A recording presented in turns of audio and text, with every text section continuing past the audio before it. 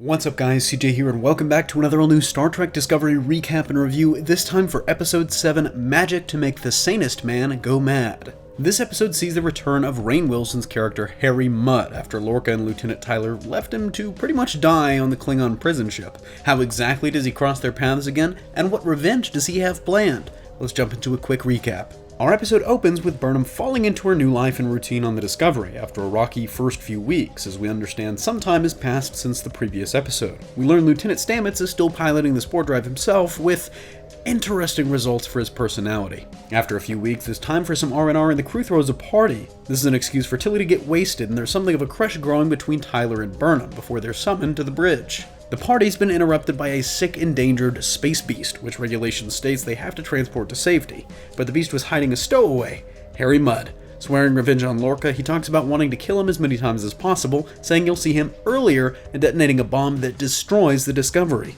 We then find ourselves somehow at the beginning of the episode once again at the same party, but things are noticeably different. They don't run into Lieutenant Stamets in the hallway this time. As that sinks in, the lieutenant comes running and warns them about the Gormengander, the space beast they encountered earlier, which they emerge on the bridge to learn about for the first time. When it beams into the shuttle bay, Burnham goes for a closer look, only for the spore drive to activate and the ship to malfunction heavily. Mudd has control after scanning the ship last time, and is trying to sell the secrets of the drive to the Klingon. Stamets shoots him, but hasn't figured out a way to stop it, and so Groundhog Day all over again. This time, Stamets catches Burnham early on, but she still doubts him and wants to take him to sickbay. Lorca's summoned there by the doctor, only for his elevator to be stopped by, guess who? Harry Mudd, who takes him hostage. Stamets can actually remember everything because of his fusion with the tardigrade, which is a multi-dimensional creature, so he exists outside of the normal time stream. Something Mudd doesn't know is that he's the missing piece for the spore drive, and so they hatch a plan.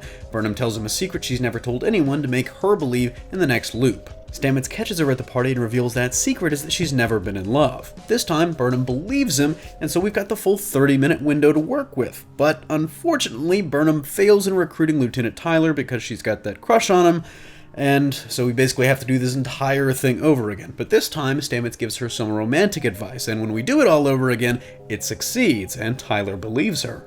Despite this, and figuring out that Mudd was using an unstable time crystal to create the temporal loop, they fail again, and Tyler is actually disintegrated. But Burnham has an idea. She reveals her identity to him and how valuable she would be to the Klingons. Killing herself, she forces him to start all over one last time.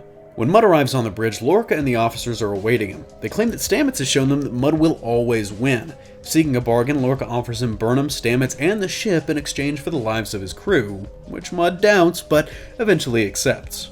When the time window expires, they reveal his precious Stella was actually the daughter of an arms dealer he ripped off, and he was running away from her instead of searching for her, with a massive bounty on his head. And because of their rewiring, he didn't send the coordinates to the Klingon. He sent them to Stella and her father. That's where this episode ends, and man, this honestly just felt like straight up old school Star Trek. And not just the concept of the episode, but the episode itself. I mean, it was a self-contained story in which the crew of a Federation starship has to use their wits and ingenuity to outsmart a cunning opponent. The concept of the episode, though, was a great resurgence of a classic idea, the time loop, or temporal causality loop, as it had been called in one of the best episodes of Star Trek The Next Generation, Cause and Effect.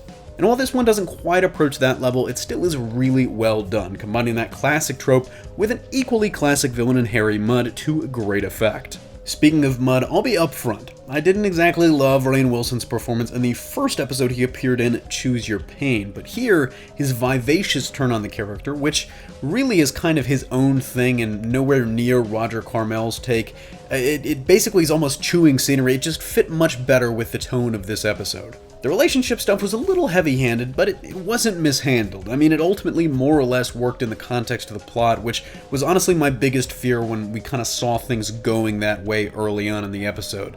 They're definitely building up this Tyler-Burnham romance, which is gonna sting if Tyler is actually Vok in disguise. Overall, so far, this is probably my personal favorite episode of the series, even if it wasn't maybe the best objectively. For what it is, though, I'll give it an 8.5 out of 10. Let me know what you thought in the comment section down below, but that's going to do it for me here. Thanks for watching, don't forget to smash that like if you like what you saw, subscribe for more great content every single day, and consider turning on your notifications to be alerted every time we upload a new video. For more content, check out our website at hybridnetworkyt.com, and if you love HN and want to take your support to the next level, consider donating to us on Patreon as we strive to bring you the best content possible. Signing off, this is CJ, and I'll see you next time